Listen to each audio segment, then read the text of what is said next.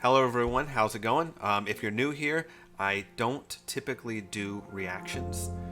I am mostly a videographer and editor. I used to work in the Hollywood film industry for about 10 years. I worked on several big films. But now I do marketing, and so I haven't, been paying attention much lately to what's been going on. But I am a big MCU fan. Well, big until Phase 4. Phase 4 has kind of thrown me off. But I'm hoping some of the problems that I've had with Phase 4 are going to be righted in Phase 5. Anyway, I digress. The new Ant-Man trailer is out, and I've seen the teasers and stuff. I figure do a reaction, see, what I think about it, and yeah, really rough at this sort of thing because, like I said, I don't really do reactions and stuff. But as a person who's kind of worked in the industry, maybe I have some insight as to what's going on. So thanks for watching, and let's see what we have here. All right, here we go.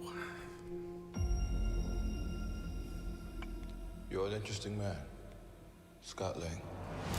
Well, they're starting off with Kang talking this time. You're an Avenger. You have a daughter. But you've lost a lot of time, like me. We can help each other with that.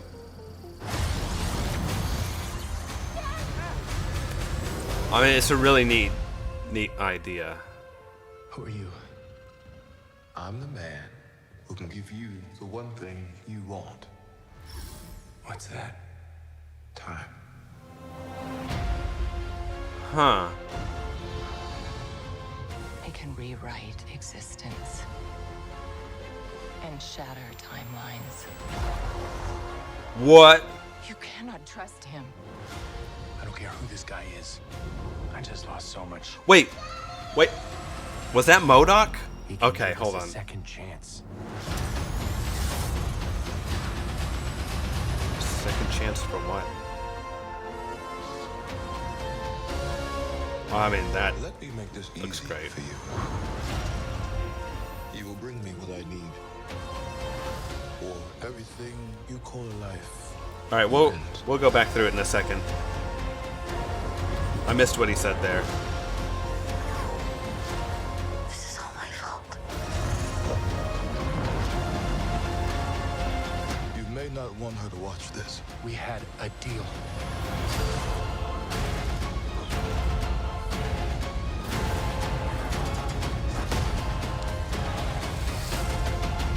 You thought you could win.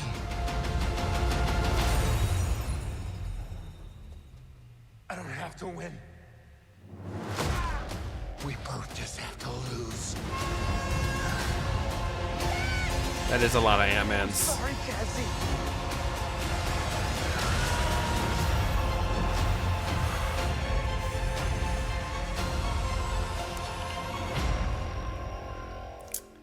Listen. There's a lot. There's a lot there.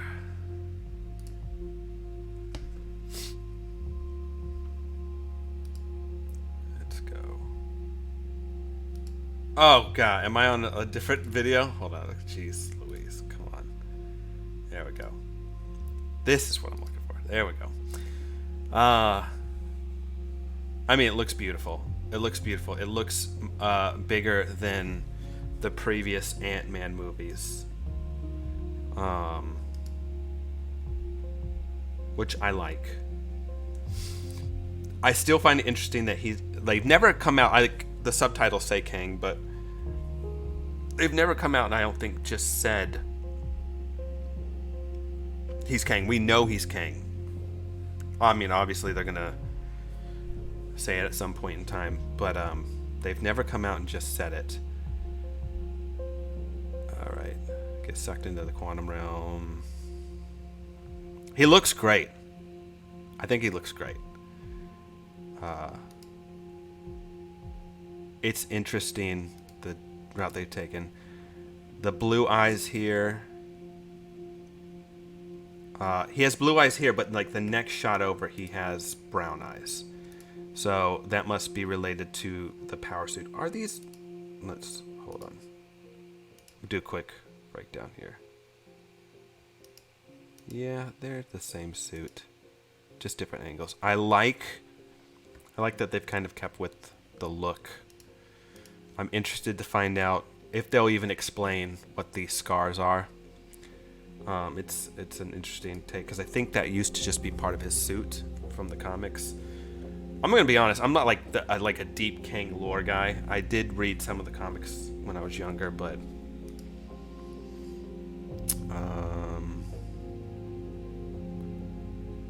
he can rewrite existence. This is wild to me. What's happening here? That he's splitting himself.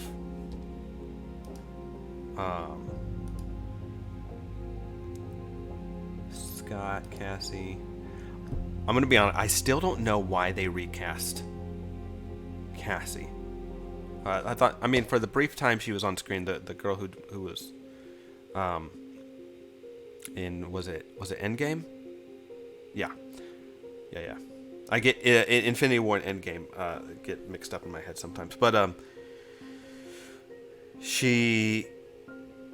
thought she did fine. I mean, this actress will do fine, I'm sure as well. I just, as a purist, I like as few recasts as possible. So, I mean, even little things like that kind of bug me.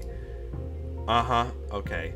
So this is MODOK, and I think it is, what's his name? Corey Stoles, the guy who played Yellow Jacket. Is that the actor's name? I could be butchering it. But that does look like him. He looks so... Look at his head! Look at his head down here. In the corner. He looks ridiculous, but it's good. It's like a good ridiculous. That's from the first Ant-Man. That's a nice cut. He's shrinking down. Okay. That's a strange place. I'm really excited for this. That shot's not so great. When I saw that, I'm like, is that like a butt ton of Ant-Man? It is. I'm pretty sure it is. They're all trying to be ants. Yeah, climb up, try to get to wherever.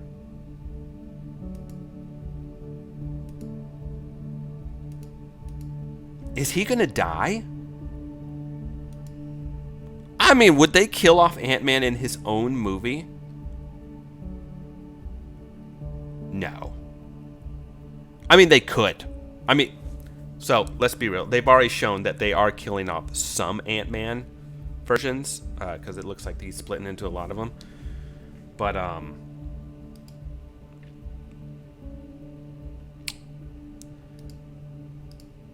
so he like some versions of him are gonna like that. Look at that. That versions of him dying easy. He's becoming unraveled. This is interesting. He's splitting off here. And one of his versions puts on a helmet. So I guess that was a version where he decided to put on the helmet versus a version he does. So I guess, is it like every time he makes a small decision, he multiplies into a Ant-Man version of himself? And then here's the question. Who's the real Scott? Are they all the real Scott? That's like what happened to Mr. Fantastic. Oh, still a sad scene when that head pop happened in Doctor Strange. Spoiler alert, in case you haven't seen. He's getting his butt kicked. That's neat. That's a pretty neat shot. I'm not entirely sure how I feel about the look, but it's neat. I'm just happy that they are going for it. That they're going for the the more fantastical elements of the comics with with characters like MODOK with his big head and his tiny arms and stuff. Golly, he's getting jacked up. That looks like a bunch of wasps.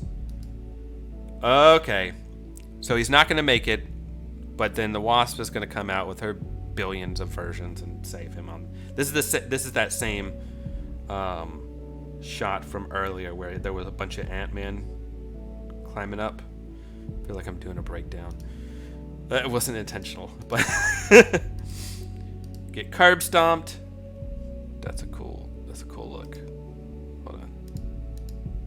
Boom.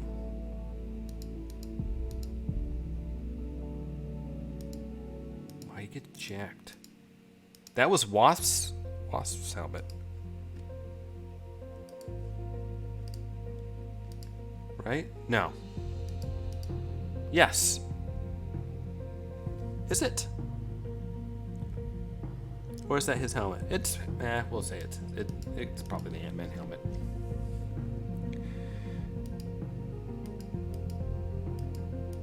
So he probably comes down to the wire. See, that's the part. He falls. He tries to get up. He falls. Wasp comes and catches him at the last second. See, they're all collapsing. I'm telling you, that's the order of the scene.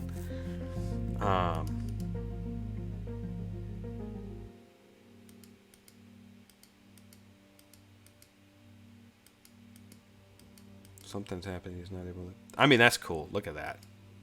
Look at that. That looks good. Jonathan Majors, man. Hats off. I liked him in Lovecraft Country, and then I was really stoked when they managed to cast him in this because he's really good. And then I liked him in Loki. I'm really hoping they bring him back for season 2 in some form or fashion. I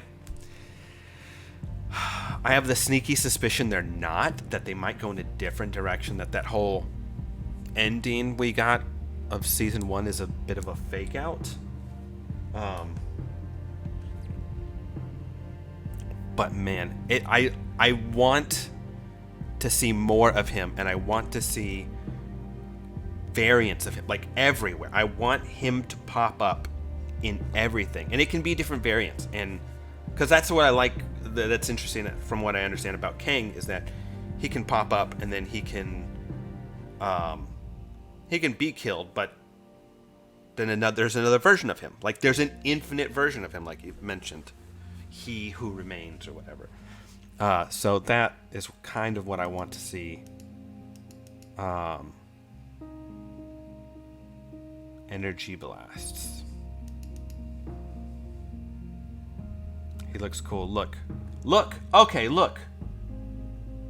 This could be just reflections on his mask, but he's got the lines coming down. So are those scars? Does the power, is it embedded in him? Because his eyes are glowing as well. So do the scars glow? That would be something. You can see it better there.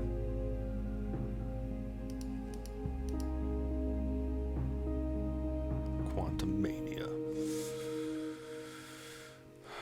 February, man. Remember when movies used to go to die in January and February, and then Deadpool came out, and now everything, it's like a successful month, things coming out then. So I know for sure things went to die in January, movies. And I remember if you work on a movie and you're like, oh, it got a January release date, must not turned out very good. Because that was the thing about working in movies is, at least for me, I either worked in pre-production or the main production phase. Mostly doing previs and